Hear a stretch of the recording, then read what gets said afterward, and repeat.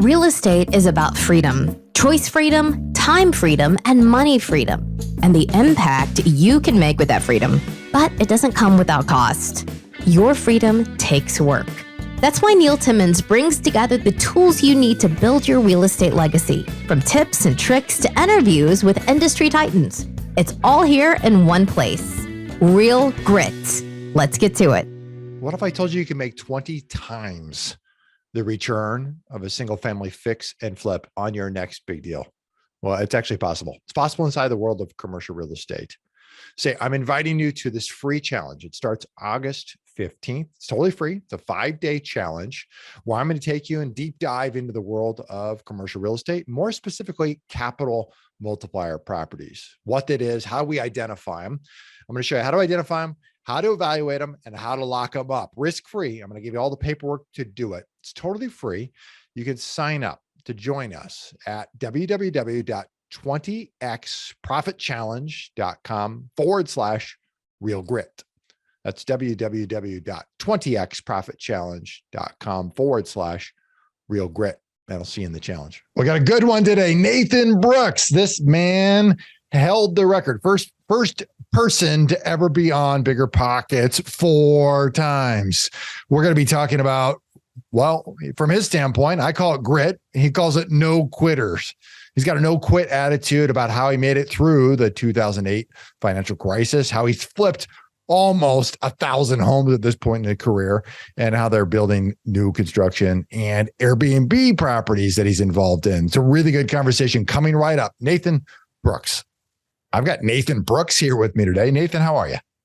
I'm great, Neil. How are you, man? I'm good, man. I'm excited for us to connect and converse. You're not far from me physically, so you've got a lot of new things going on. I keep hearing your name and see it on Facebook and in the circles that we run in, so I'm excited to talk. So thanks for taking the time.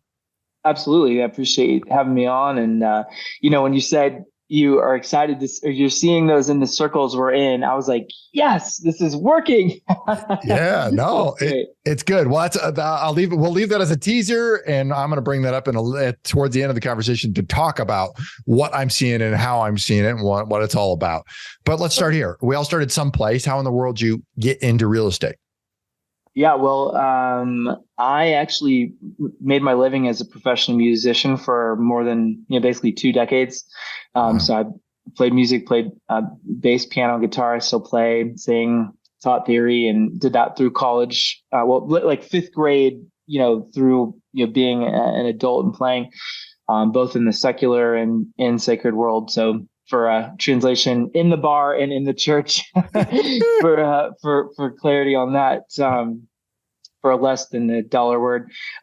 So I think, like a lot of people, found Rich Dad Poor Dad, read the book, and then just started obsessing. So millionaire real estate investor, millionaire real estate agent, and a number of those books, that kind of just took me on a path.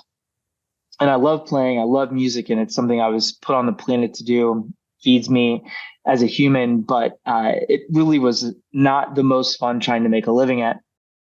And so I overheard literally, I went to a couple courses, presentations, and it was put on the Rich Dad people, where you have, pay $20 or $100 to go, and then they upsell you to go to the $1,000 thing, and then try to get you to, so I learned there, but I was literally sitting in a restaurant, overhearing a guy talking about real estate, and went over and talked to them. And, 3 weeks later, I'm literally in business.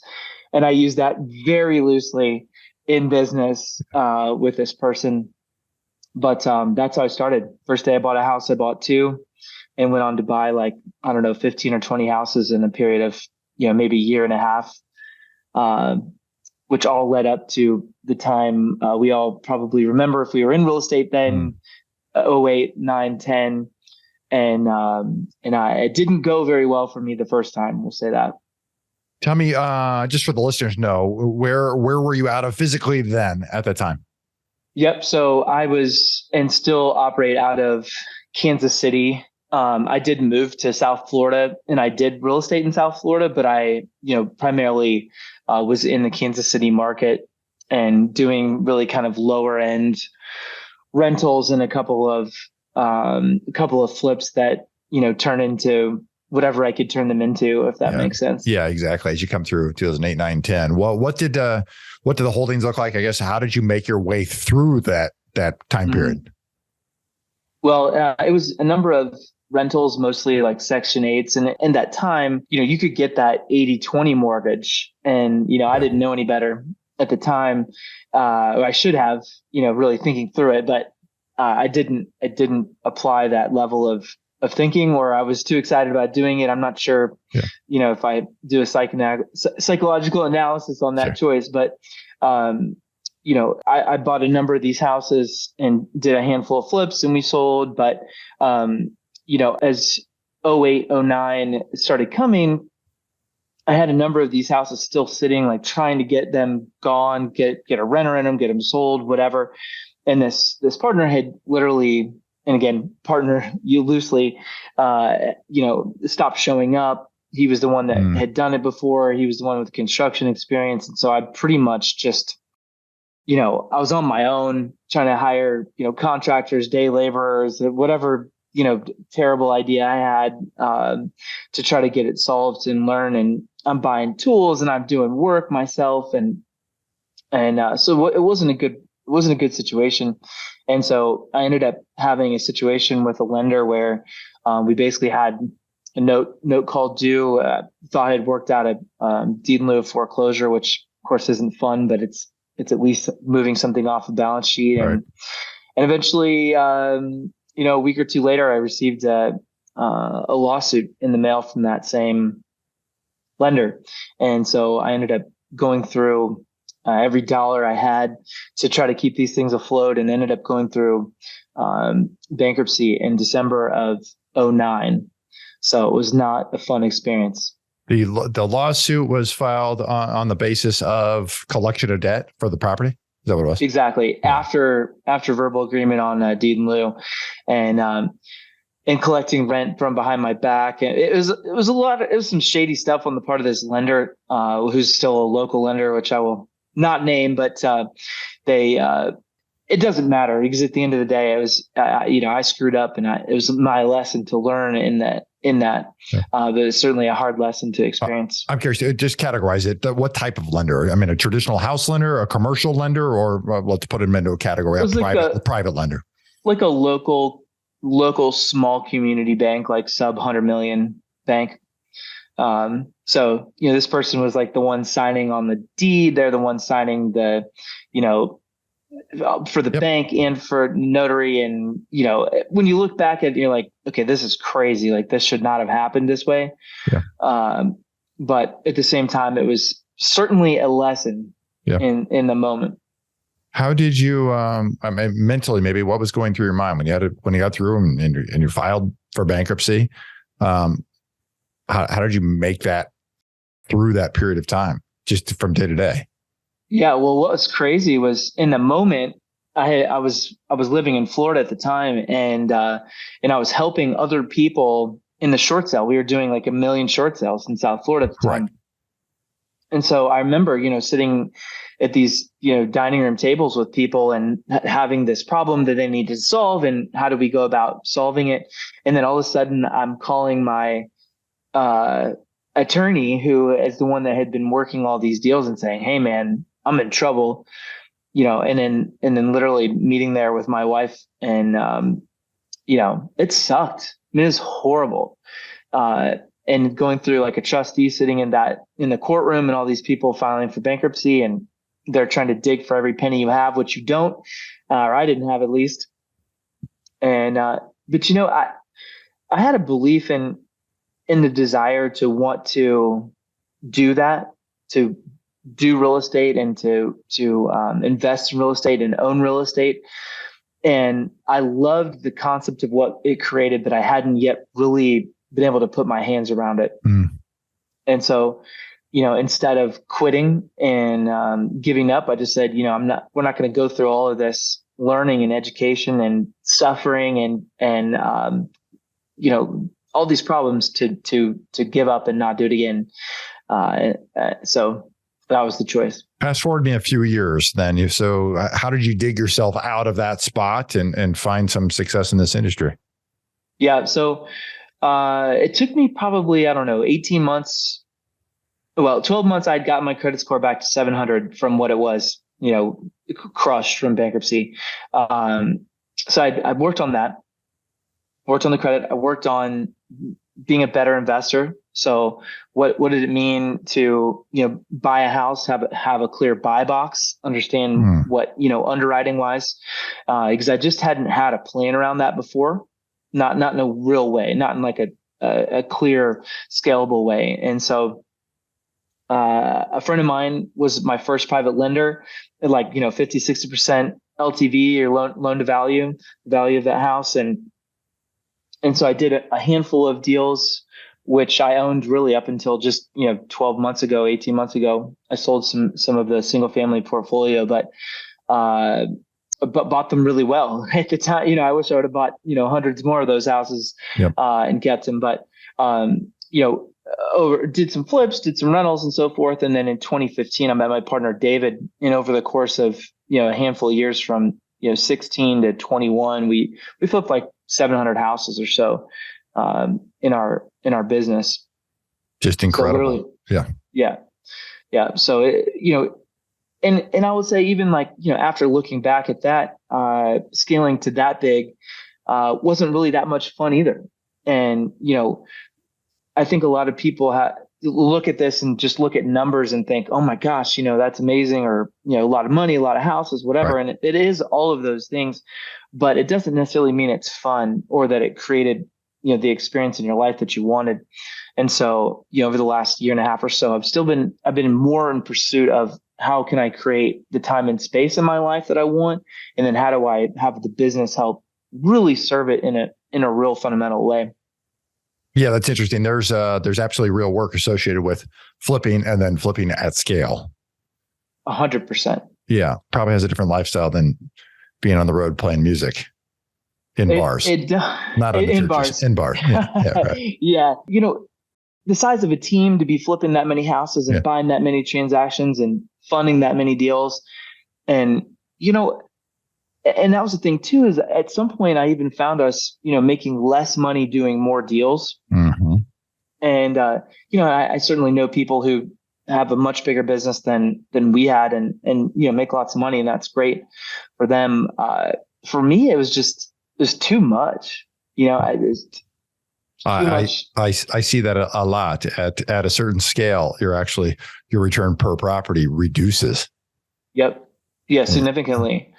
And so for me, and I think all my life really, I would say it was the pursuit of things that I love and make me happy. And I'm an obsessive guy, and I have a million different, things, activities I like to do and hobbies. Yeah. And so, I don't think anybody is designed to work 80 hours a week and be miserable. Like that sounds horrible.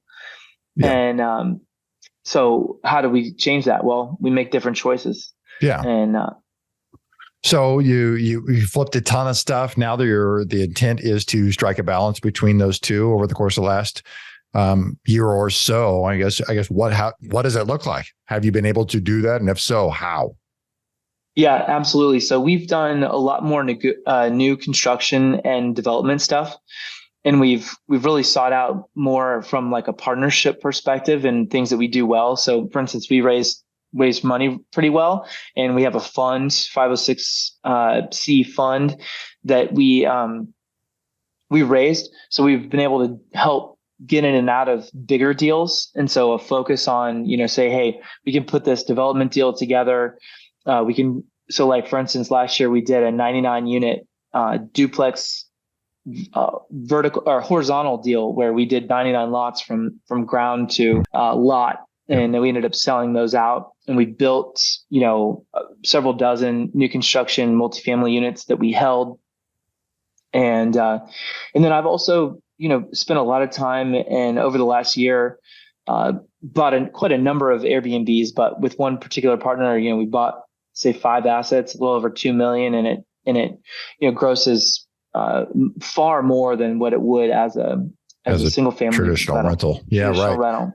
I think a lot of people hear what you just said. And I'll dial that in specifically on new construction. You're going, hey, you just flipped 700 homes over the last around 6 years.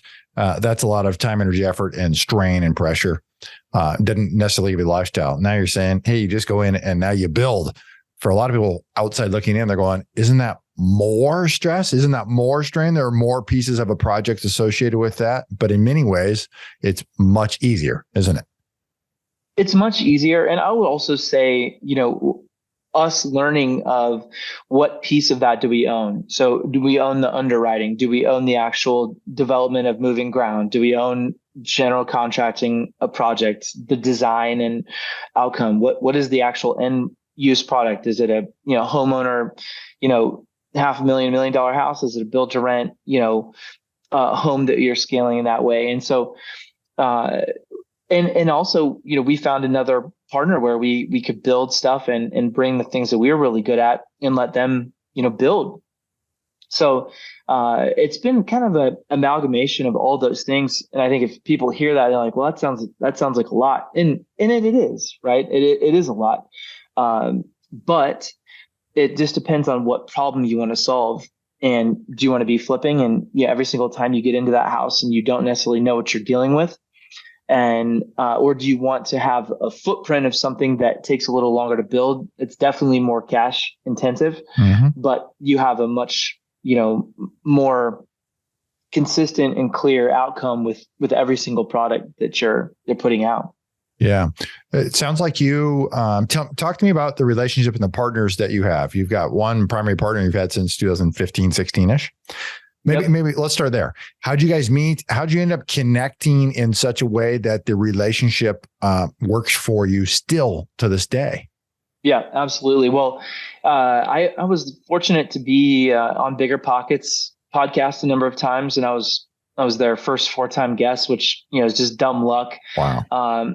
I don't even know if they have 4-time guests anymore. I just don't you get a jacket like Steve Martin on Saturday Night Live, right? You get a jacket. Welcome. It's going to be you. Every time somebody else gets into the 4-time, it's going to be you. Hi, I'm Nathan Brooks. Yeah. Welcome to the 4-timers Club.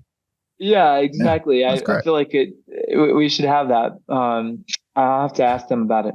I have a feeling the answer is no, however, but I was fortunate to do that and connected with a number of people. But when he and I met, he flew out from out of town and we just hit it off and kind of like brothers, honestly, and dear friends.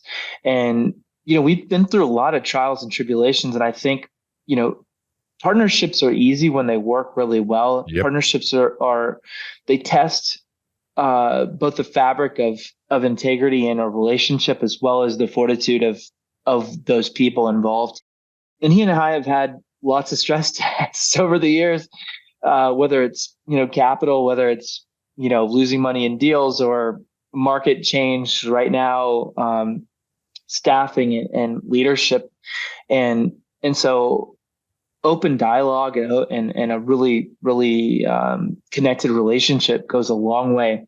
And people who have similar, I find that the most similar in alignment goals. And like personality wise, they can be different, but with core values the same or similar and desires similar. And then, that makes the chemistry for a long-term relationship.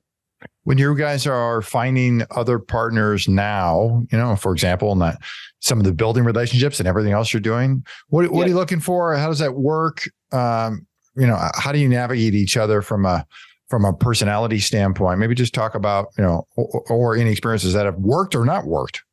Yeah, absolutely. Well, for better or for worse, and I have friends who are wildly successful and they say, don't partner when you could pay, sure. Or don't partner when you can hire. Mm-hmm. I have taken a different approach because there's certain things I'm really good at. And I really, really have certain things that I just do not like to do. And over, it's more painful for me when I've gotten in something and committed to do or hold a responsibility when I'm not good at it than it is when I've brought somebody in as a partner or, employee or team member, whatever. So, I'll give you 2 examples. I had a deal that back in probably 2000, I don't know, 14, 15, prior to this, primary partner, there was a flip house, and this guy was from out of town, also connected through Bigger Pockets. And, it went sideways. I mean, I screwed up on some stuff. He started to kind of like go behind my back and some just really crazy stuff. And the deal ended, it lost money. And then he sued me in this, just nasty lawsuit. And that's just not the way to solve a problem. The litigious society thing doesn't work, and we could have worked it out. And I'll give you another example, which we had a deal with a different partner who I'd done, multi-million dollars with. And it was pretty new in this relationship. And I could call this guy today and ask for $1 million. And I mean, I would have it wired today, and he and I had a deal that went sideways, that the contractor kind of bailed on us, and we ended up selling the house, getting out of it. And we lost, I don't know, 15 grand or something. And I said, hey, listen, I'm going to write the check. I don't have it for you today because I don't have it, but I will have it. And as soon as I do, I'll send it. And, like 6 weeks later, I said, called him up. Hey, thanks so much. Money's on the way.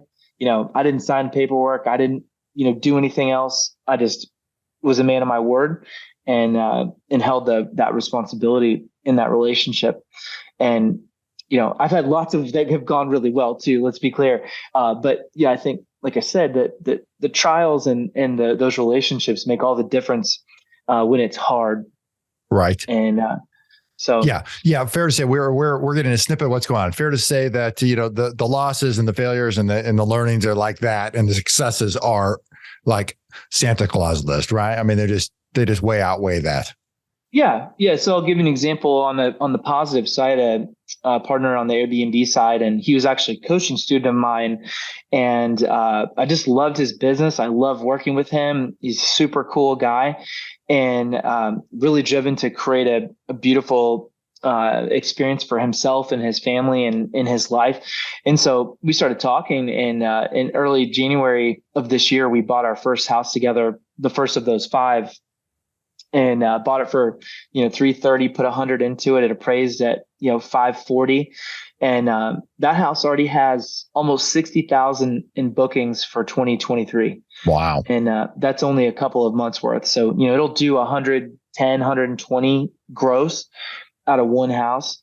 And, so it's like, how can you make up, it's kind of like a sports team, I think, or playing in a band where the parts of that band and the quality of that band is better with all of those pieces than it is with having that one musician, because you cannot create that vibe and that experience, right, that chemistry without having all those other people.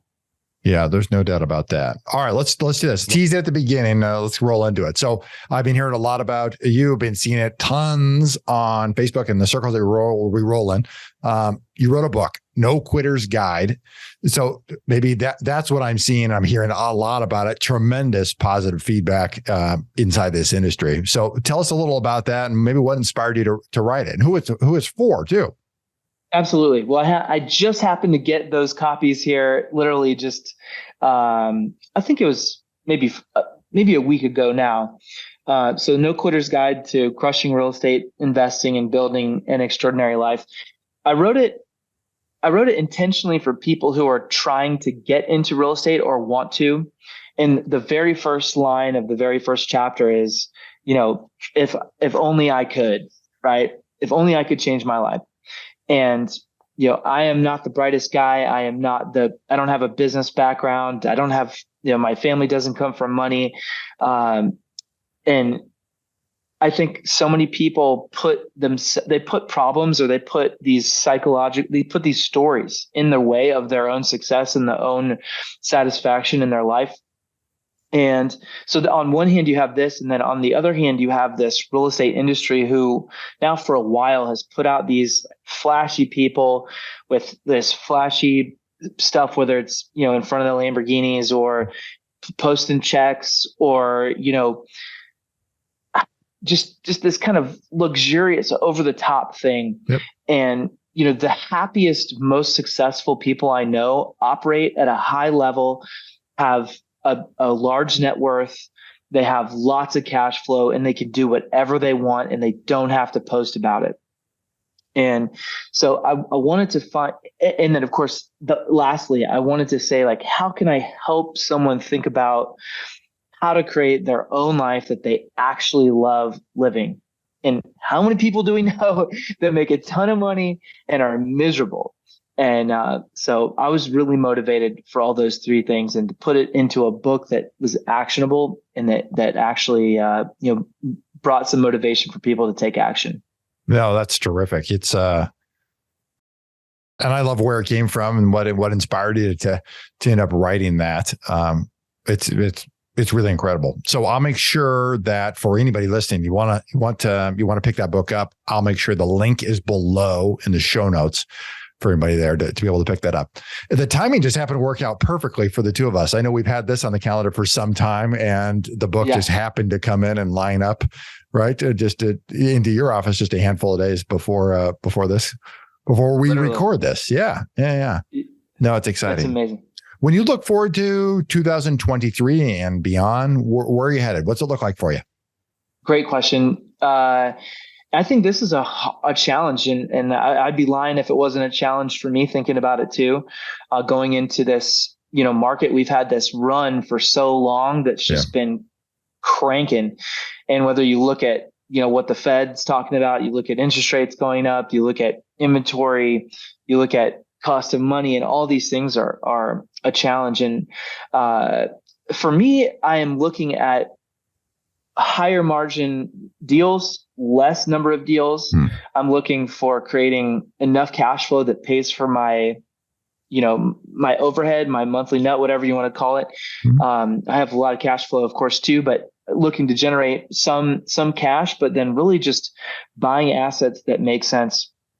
And if they make sense in this environment, then they're going to make even more sense when we can refinance out in a couple of years.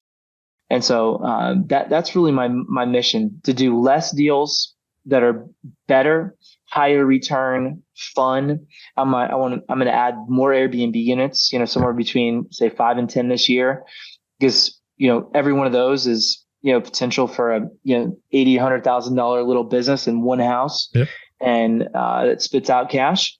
And then I'm really working on the book as well, and just helping people find a way through to create something that's really, really beautiful. And I intentionally use that word, extraordinary life, and everybody has a different definition of that, but I'm really motivated to help people with that. So yeah, no, that's tremendous. Let's do this. I want to move on to the final segment, what I call 4-4 impact. Your favorite quote: "Today I'll do what others won't, so tomorrow I can accomplish what others can't." Jerry Rice said it. What about that resonates most with you? I love the fact that when you think about a professional athlete, and I've had the blessing of working both with professional athletes and playing music with the highest level professional musicians that play on stages all over the world. What you don't see is their work ethic and the hard work and the dedication and time that it takes. And so I love this spirit. It's on my whiteboard here. You can't see it, but it sits in my office and it's literally right there. So, I'll do what others won't. And how many times, have I had these conversations? I don't know about you, but we'll talk about something and I'll hear somebody say like, "Oh, I want to write a book too," or "I want to get into real estate too," or "I want to do blank, blank, blank." And I'm like, cool. What are you going to do about that? Like, let's go. It's time to take action. Right. Oh, I don't have the time. I don't have the money. I'm a parent. I'm a whatever. And I'm like, enough with the excuses. I will do what others won't today, because that mission or that thing, that goal is so important that I can't not do it. So it just gets me fired up. What do you think holds most investors back from hitting their personal next level? Well, I think there's a couple things. And I'll speak from my own personal experience with this too, is sometimes bigger is not better. And it's easy to just get motivated by that, whether it's dollar signs or it's, more deals or more staff. And, like I said, I'm 100% guilty of this. And for me was to say, what time am I taking in journaling and in meditation and in quiet time and I'm an avid hunter. So I spend, 30, 40, 50 days a year in the mountains and suffering or riding a horse or being freezing cold. Right. And all you have is time with your mind, and you have your time with yourself and what you want that experience of that life to be. And I think, the clearer our goal is and the clearer what extraordinary or beautiful or the best life for you is, then the more clear it is to create steps to it. And instead of just in that like hustle and grind mentality, let's actually slow down for a second and say, how about the journaling and meditation and joy and love, and how can we actually slow down enough to take the time to figure that out and for ourselves. And so that's like, it's a mission for me at this point. Outside of real estate, what are you most passionate about? Oh man. Well, I just hit on one. I love hunting. It's something I didn't grow up with. And I know it can be a hot button thing for some people, but I truly believe if people get into hunting and you're closer to your food, you're closer to nature. Yeah. You're not dealing with hormones and all kinds of just horrific things that are being put into our food right now. Right. And, I've taken it a step further. So like this year, for instance, I processed, probably, I don't know, 80 pounds of sausage that literally my family has made in my living room and kitchen. And, so you're learning where your food comes from and how you make it. And, now I literally know how to make a bratwurst, and I know how to make a breakfast, sausage, and I know how to process meat and make that. And I think it's a tremendous skill, and also something that I like to be challenged. So that's one, and martial arts is the other. So I still train jujitsu regularly. And again, it's a challenging thing. It's a puzzle unlike any other when you literally have a physical opponent, both mental and physical, and how you work through it. So what's your favorite way to make an impact in the community? Well, I have a few things. I love finding like little moments that someone, maybe they don't have the financial resources to solve a problem, and I can shine a spotlight because I'm fortunate to have, a number of people that, follow on Facebook or social or whatever. So you can put a spotlight, or I can quietly, pay a grocery bill of a, single mom or whatever. And we've done all kinds of things, raise money. I just did a hike with a number of current active duty and veteran folks, and we raised $190,000 for Veterans Community Project. Wow. They build tiny houses for veterans, and it's growing all over the country. Yeah. And unfortunately, I sprained both my ankles on that trip, so it wasn't personally great at the end. But raising nearly $200,000 for that. And then I think just finding little ways to help people.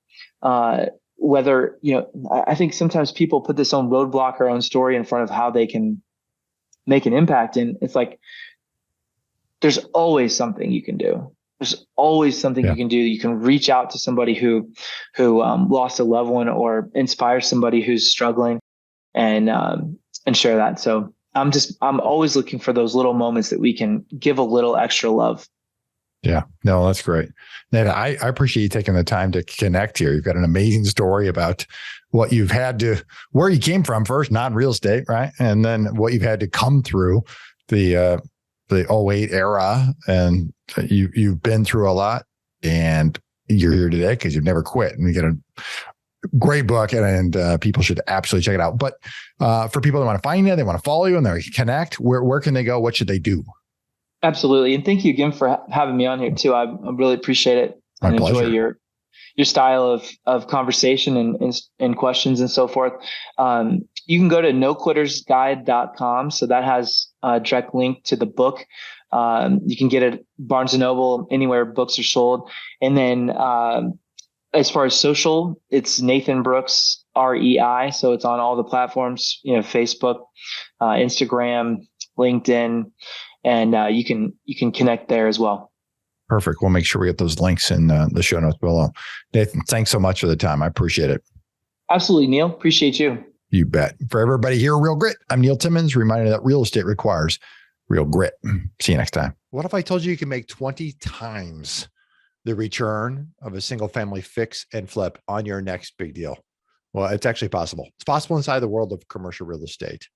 Say, I'm inviting you to this free challenge. It starts August 15th. It's totally free. It's a 5-day challenge where I'm going to take you and deep dive into the world of commercial real estate, more specifically, capital multiplier properties, what that is, how we identify them.